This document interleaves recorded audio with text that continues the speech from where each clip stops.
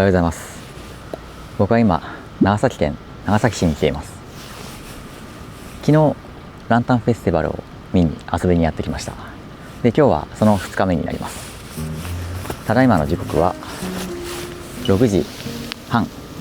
ご覧の通りランタンも明かりが灯ってません。せっかく来たので散歩したいなと思って早起きしました。今日も長崎市を1日観光します。昨日泊まったのがこちらのファーストキャビン長崎。この外観からは想像できないほど奥行きが広くて大浴場とかもあってめちゃくちゃコスパ良かったですね。ここは昨日人がすごい賑わってた中心エリアの新地中華街というエリアなんですが、当然朝は誰もいません。昨日はものすごい人でしたが今は誰もいません。ここをまっすぐ行くとメイン会場の港公園という場所ですね。昨日はここで蛇踊りを見ましたね。いや、人がいないとこんなに広かったんだって思いますね。やっぱでも朝の散歩っていいですよね。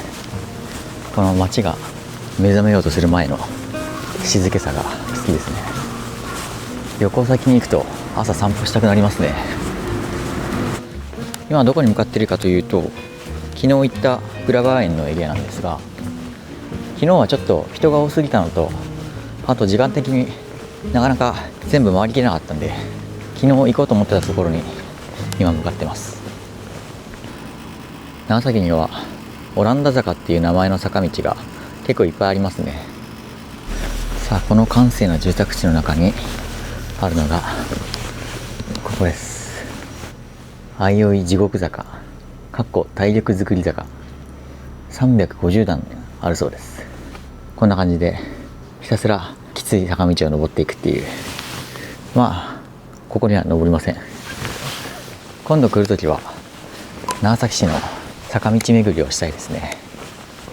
ちょっと今日は他にも行くところがあるので、登ったら多分行けなくなっちゃうと思うので、グラバースカイロード今日もお世話になります。ここは6時から動いてるみたいですね。上に参ります。坂道で暮らしている人にとっては生活には欠かせない足というわけですね。いやー、でも相変わらずこの景色は本当素晴らしいね。さっきの相生地獄坂は多分この車高エレベーターで登ってきたところをひたすら上がっていくって感じなんでしょうね。いやー、きついだろうな。でも長崎で暮らしていると自然と坂を登ることになるので、足腰は丈夫な体になるでしょうね。これは、長崎市立大浦小学校。いやー、この辺で暮らしている子どもたちはここに通っているんでしょうね。校庭から住宅街が見渡せる。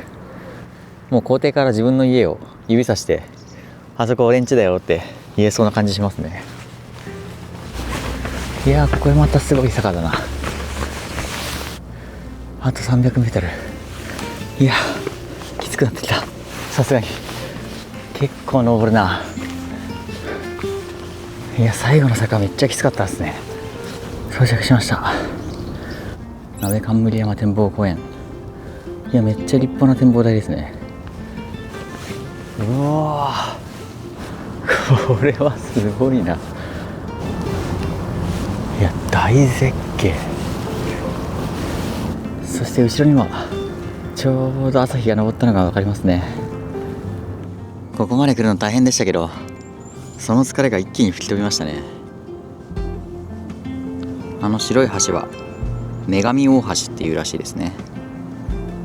ここからだとちょっと遠くですけど軍艦島も見えますね。三菱重工のドック、揚陸艇みたいなのが停泊してますね。この絶景を見に毎日散歩しにやってきたらもう自然と健康になりそうですね。辛い坂道登ってきてよかったです。最高の朝になりました。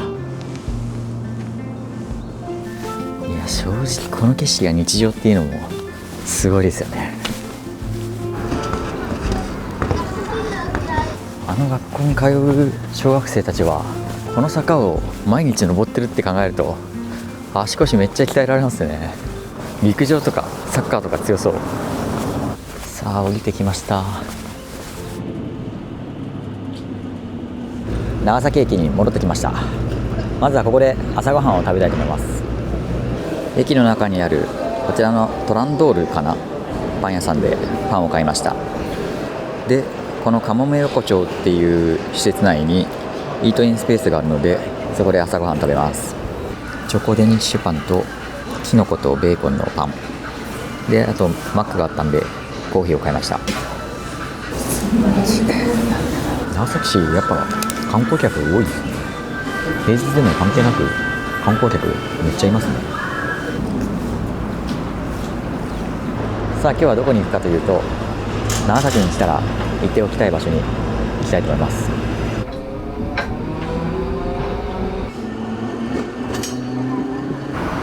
平和公園駅にやってきました。長崎駅から北に路面電車で15分ぐらいでやってきました。浦上というエリアになります。最初に訪れたのは原子爆弾が炸裂した直下にあたる原爆落下中心地。1945年8月9日11時2分、この上空500メートルに原爆が落とされました。ここには爆心地を示すモニュメントが建てられています。側面には原爆による犠牲者の数が刻まれていて、毎年8月9日に更新されています。この爆心地公園には原爆の被害を今に伝える意向として被爆当時の地層が残されています。復興の過程で地表は整備されていますが、その下にはガラスやレンガ、茶碗などが瓦礫として埋まっていて、当時の暮らしの痕跡が今もこの場所に残されています。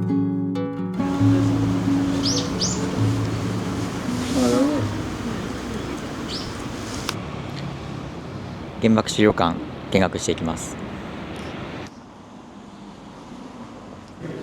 入館するとまず螺旋状のスロープを下っていきます。時間を遡るように1945年の長崎へ向かっていく構成です。第二次世界大戦末期の1945年8月9日、長崎に原子爆弾が投下されました。この日第一目標とされていたのは現在の北九州市にあたる小倉でした。ところが小倉上空は雲や煙の影響で目標を視認しにくく、 B29 爆撃機は3回進入しても投下できませんでした。原爆投下は目視が原則とされていたため、第2目標だった長崎へ向かうことになります。ところが長崎もまた雲に覆われていました。燃料が限界に近づく中、わずかな雲の切れ間から地上を確認し、そのまま原爆が投下されたのです。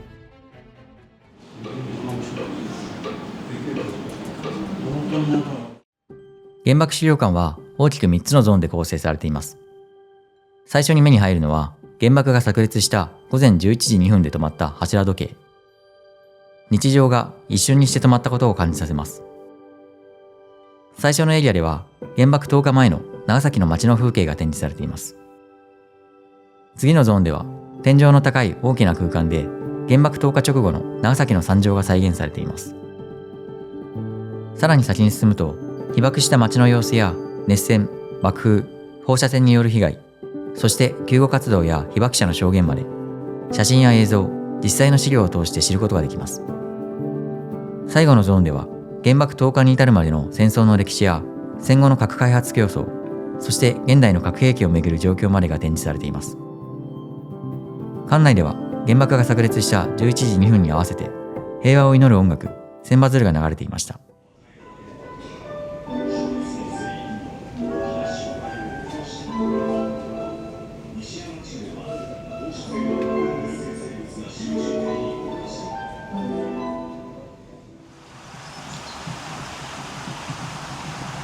原爆資料館見てきました。今いるのは資料館の上にある展望台ですね。今目の前にあるこの辺一帯が爆心地でした。今は静かで穏やかな景色ですが、たった80年前にこの場所が焼け野原になっていたって考えると、なんとも言葉が出ませんね。原爆資料館からの流れで歩いて平和公園にやってきました。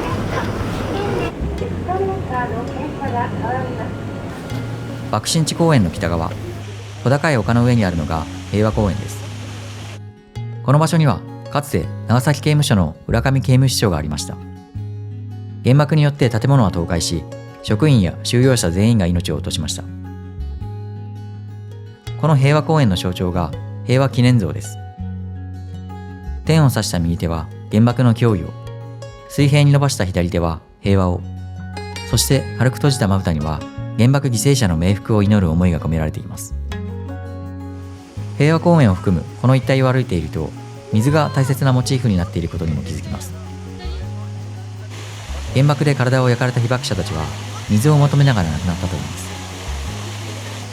平和の泉はそうした犠牲者に水を捧げるために作られました。平和公園のすぐ近くに浦上天主堂もあるので、そちらも合わせていきます。平和公園がある丘からは浦上天主堂を望むこともできますね。こうやって実際に歩いてみると、浦上天主堂があるこのエリアは本当に遮るものがないので、跡形もなく吹き飛んでしまったって感じなんでしょうね。浦上天主堂が立つ浦上の地は潜伏キリシタンの歴史を持つ地域でもあります。日本の開国後、大浦天主堂での信徒発見、隠れて信仰を守ってきた人たちが自ら名乗り出たことでカトリック信仰が顕在化していきます。そして浦上に住む信徒たちがお金を出し合い、自分たちの手でも支えながら長い年月をかけて1914年赤レンガ造りの壮大な浦上天主堂が完成しました。ところがそれからおよそ30年後、爆心地から500メートルにあったこの天主堂は原爆によってわずかな銅壁を残して倒壊します。シンボルだった総統の鐘楼も被爆し、北側の鐘楼は崖下の小川まで吹き飛ばされました。この北側の鐘楼は今も残されていて、原爆の凄まじい力を物語っています。教会の敷地内には被爆した石像なども点在しています。堂内には焼け跡から頭部だけが見つかった木彫りの被爆マリア像も安置されています。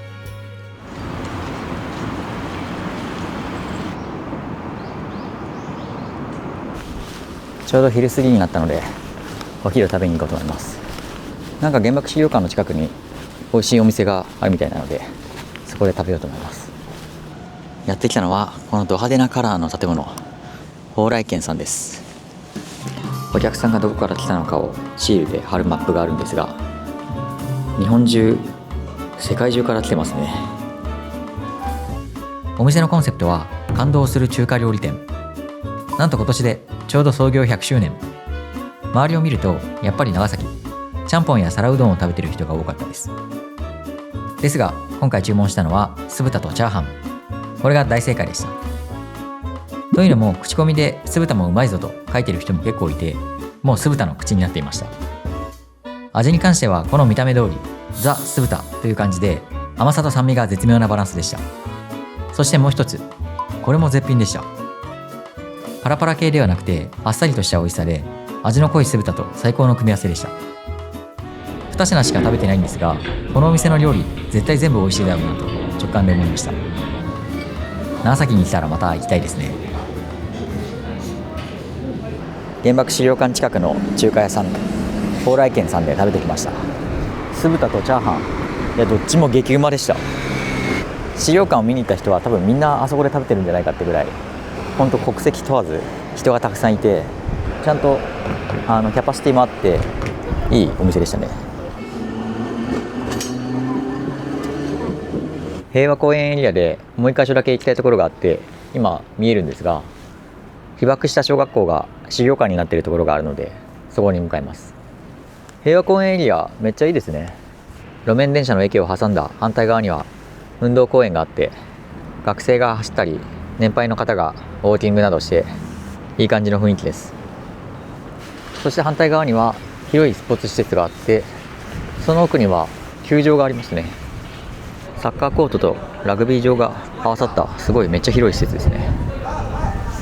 本当に穏やかで落ち着いた場所ですね。この階段上にあるこちらの小学校です。爆心地から西におよそ500メートル、丘の上にあったのが城山国民学校です。ここは爆心地に最も近い学校でした。原爆によって1400人余りの児童や教職員など多くの命が失われました。校舎は当時としては珍しい鉄筋コンクリート造りの3階建て。それでも原爆の熱線と爆風の前ではほとんどが崩壊してしまいました。そんな中、本館の一部にあった階段棟だけが倒壊を免れ、被爆遺構として残されています。その後、新しい校舎を建てるときに児童たちの提案がきっかけとなって改装され、平和記念館として公開されました。旧城山国民学校校舎。隣には現在の城山小学校が隣接しています。館内には被爆直後の写真や遺物、当時の校舎の模型などが展示されています。この方はカメラマンの林茂雄さん。原爆資料館や平和記念館、原爆の記録を見ていると、その多くが林さんの撮影によるものであるとわかります。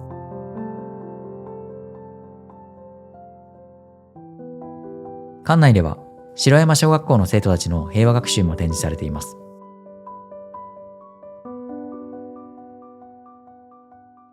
城山小学校平和記念館見てきました。爆心地からわずか500メートルという場所にあった小学校。隣には新しく建て替えられた小学校があって、元気いっぱい遊んでいる小学生たちの声がとても印象的だったんですが、それに加えて原爆を知らないような世代の子どもたちがそこで平和について学んでいるっていう姿がめちゃくちゃ印象的でしたね。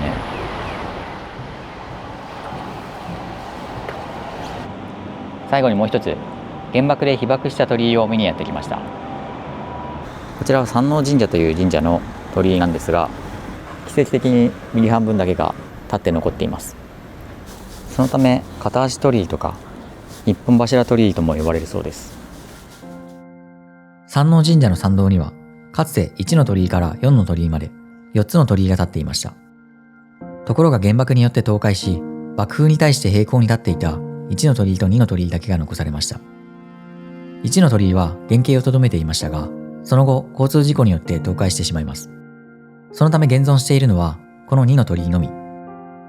爆風によって爆心地側の左半分は吹き飛ばされましたが、右半分だけが一本柱の状態で今も立ち続けています。近くには倒壊した側の鳥居の一部も残されています。山王神社の境内入り口には原爆で一度は枯れ木になりながらも奇跡的に蘇った被爆クスノキを見ることもできます。原爆資料館でこの神社のこの鳥居を背景に集合写真を撮っている姿とかあったので、すごく印象的ですね。というわけで原爆に関する施設を巡ってきました。今の長崎の街の雰囲気と合わせて見ることで深く歴史を知ることができたなって思いましたね。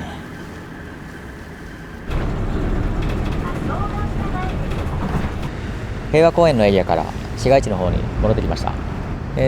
今近くにあるのは長崎歴史文化館っていうところですね。で、その近くに行きたいところがあるのでそこに向かいます。長崎歴史文化博物館です。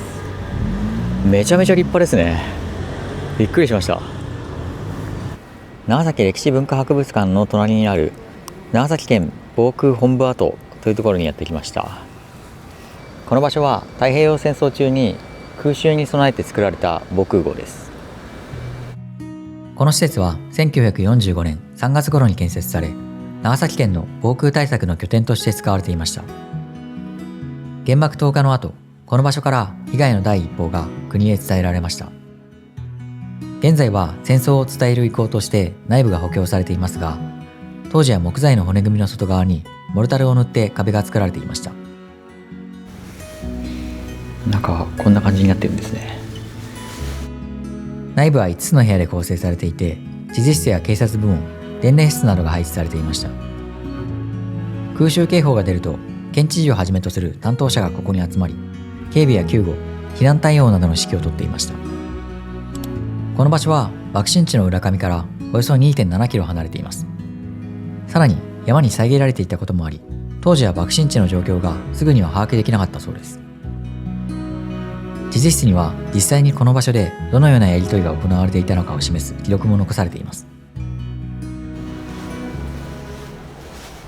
防空本部跡を見てきました。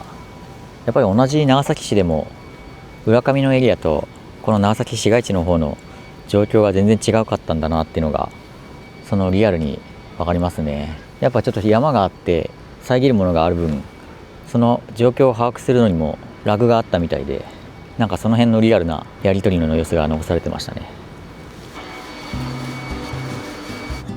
防空壕の隣には長崎県立長崎図書館郷土資料センターというものがありました。たまたま通りがかったんですが、すごくいい施設でしたね。ここなんか4年前にできた施設らしくて、長崎県の郷土資料とか地方史とかそういったものがまとめられている資料センターみたいですね。あと学習スペースもあってすごく綺麗な施設でした。多分長崎県に関する研究とか勉強とかしている人とか学生とかにとっては参考になりまくる施設ですね。多分なんか上から子供の声が聞こえるなと思ったらやっぱ公園でした。でこの隣の諏訪神社というところに行きたいのでそこに向かいます。この辺は長崎公園っていう名前らしくて、なんかさまざまな史跡とか記念碑銅像があるみたいです。上がってきました。子供たちがサッカーやってます。でここには長崎神左衛門という方の像があります。さらにその先には動物広場っていうなんか動物園みたいなのがありますね。無料なのかな。9時半から5時までオープンしてますね。ここには本土狐、狐がいるんだ。いる？稲荷っていうオスの本土狐がいるそうです。見当たりませんね。いないと思ったら普通にいましたね。寝てます。ここにはアナグマがいます。名前はちゃんぽんくんです。こっちはちゃんと起きてる。今年の干支馬ポニーがいます。めっちゃ草食べてます。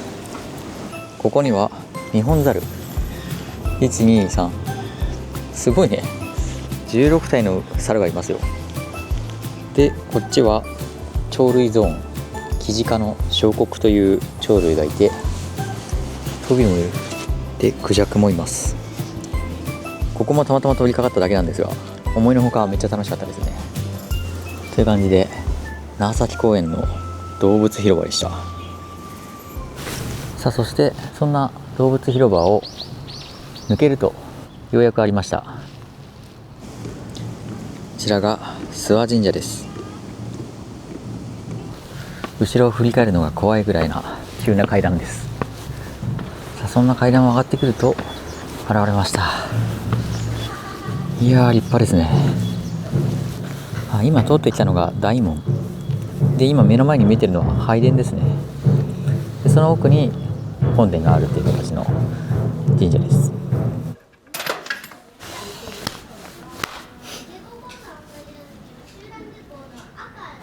平分みくじっていうのもありますね。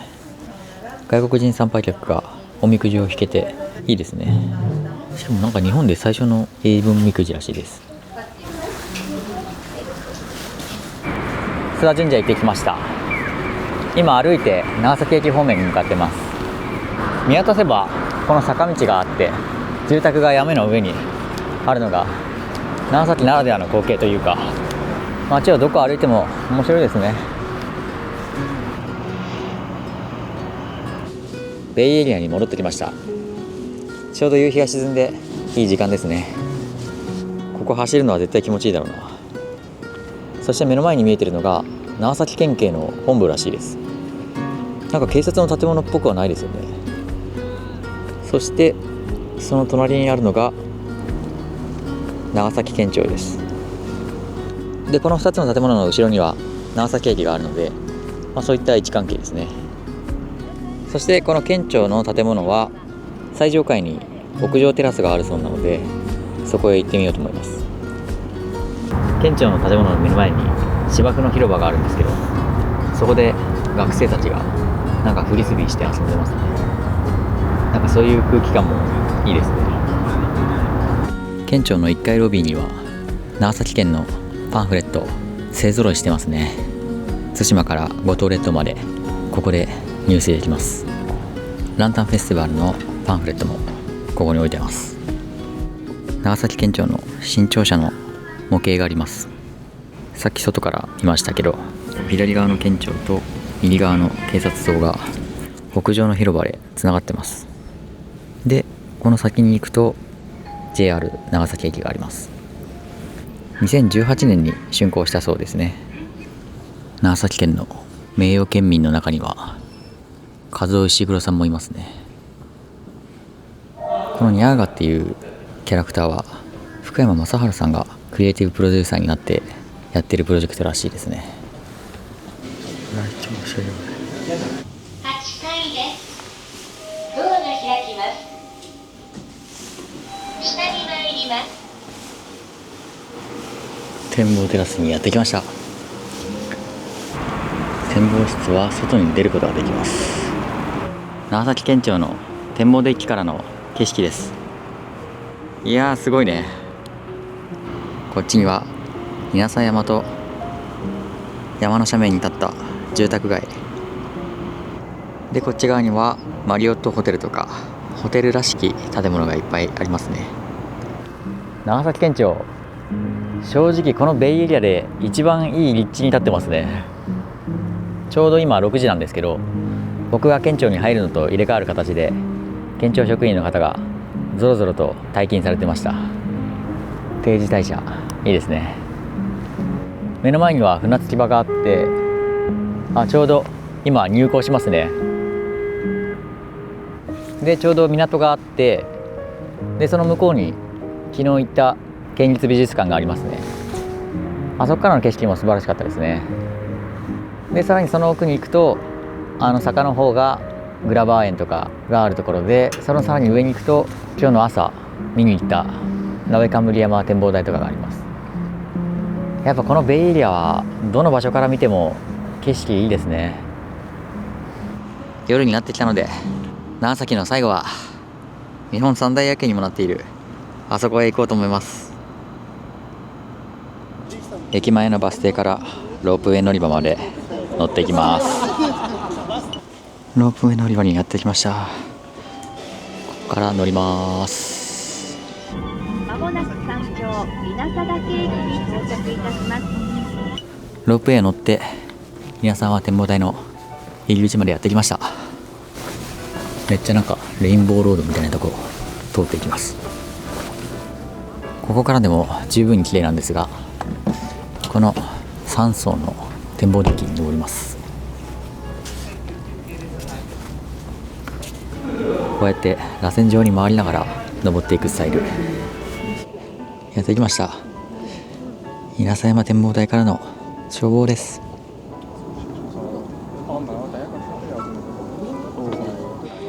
県庁と長崎駅、めっちゃ綺麗。ちょうど今街の中ではランタンフェスティバルが開催されてます。だから普段に比べたら多分より明るいっていう感じですよね。でもこうやってみんなが夜景を眺めてる姿もめっちゃいいですね。いい街だ長崎。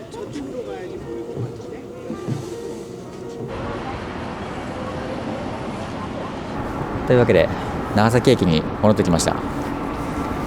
今回1泊2日で長崎市を観光してきたわけなんですが、いやー濃い時間になりましたね。改めて観光都市としての長崎の魅力の大きさを感じました。今日訪れたような原爆関連の施設にも本当にさまざまな国の人が訪れていて、その展示の説明の一文字一文字を本当に真剣に読みながらじっくりと回ってる姿を見て、それがすごい印象的でしたね。あと1泊2日ですけど結構足腰が鍛えられましたね。観光地同士の距離自体はそんなに多くはないんですが、結構高低差があるので上がったり下ったりして体力がつきました。でも本当に1泊2日フルで使って超満喫しました。この動画が参考になれば幸いです。最後までご視聴ありがとうございました。